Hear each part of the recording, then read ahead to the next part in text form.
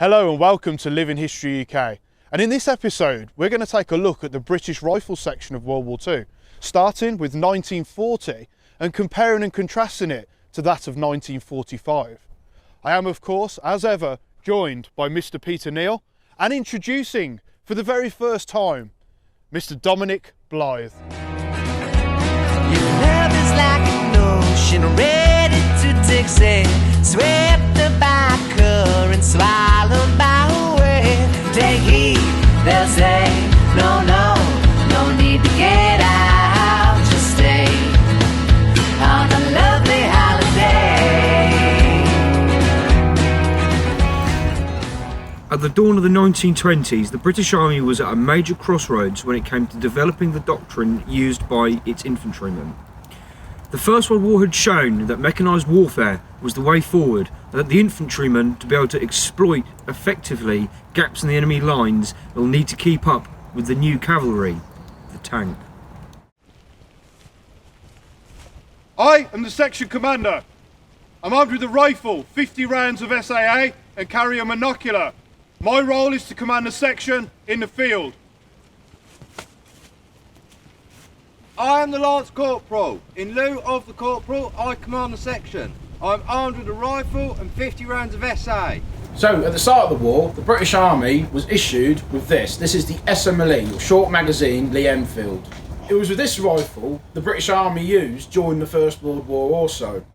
So the rifle fires a .303 cartridge that was housed in a 5-round stripper clip. So to load the rifle, the bolt will come back, the clip will go into the charging bridge, and the soldier will push it down with his thumb, and the remaining clip will just be discarded. Obviously the rifle also comes with the 07 bayonet, which is just fixed onto the end of the rifle, like so. We are the Bren Group. I fire and maintain the gun in action. I carry 5 magazines with 28 rounds. In 1935, the British Army introduced this, the Bren Gun. This was to replace the Lewis gun, which had served the Royal Navy and the British Army faithfully since 1916. But it was heavy, cumbersome and prone to jamming. The Bren gun, on the other hand, was much lighter and easier to use. The Bren gun had a 2-man crew, a number 1 who carried the gun and fired the gun, and number 2 who used the associated equipment and had extra magazines and as such. The weapon itself features a folding bipod for ease of transit and a carrying handle. At the rear here we have the rear sight, which is sighted for 2,000 yards. Fold the handle down, dust cover slides across, and here we have the box magazine, which holds 30 rounds. The issue though is when full to capacity it was prone to jamming, so only 28 rounds would generally be used. The barrel itself would be removed when it got too hot, and a spare barrel would be carried by the Bren number 2. I am a rifleman. I am one of 3 riflemen in the section. I carry a rifle, 50 rounds of SAA and a 36mm grenade. A section at full strength in 1940 numbered 8 men. Typically, however, sections in the field were under strength and would number approximately 6 men. Here we can see a rifle section moving through a farm courtyard, utilising the training that soldiers would have been familiar with in 1940. We can see the lead scout, in this case the lance corporal, signalling for the next man to move up and take a covering position. The corporal, who's just out of shot here, signals for the Bren group to move up and deploy in order to provide covering fire if and when required. In an ideal world, the clearing of this complex would be done at platoon level, with rifle sections working in unison with each other, covered by the HQ section. With the Bren group deployed, riflemen take turns to move forward and occupy positions in order to cover the other men in the section to move forward. The section works like a well-oiled machine, and so it should, as the majority of the men over in France during early 1940 were regular troops who were well trained and versed in field exercises. At this time, the British Army didn't have a serviceable submachine gun. However, there was a submachine gun called the Lanchester, but it was no good. So, they needed something that was practical.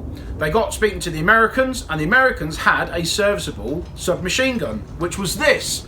the Thompson M28. So the weapon, it fired a .45 round and came with a 50 round drum box magazine. However, the drum box magazine wasn't very good. It was prone to jamming, but it did also come with a stick magazine, and most commonly you'll see soldiers with a stick magazine. Believe it or not, these weapons were actually used in Dunkirk during 1940, although not at a great number, but there is a lot of evidence that shows Thompsons actually making their circulation with the British Expeditionary Force in 1940. So by 1944-45, these changes within the infantry section became quite useful in the urban warfare and open fields of northwest Europe. Although the SMLE was a very good rifle, it was very intricately made. So they came up with this in the 1930s, but didn't go into production until 1941. That is the number 4 rifle.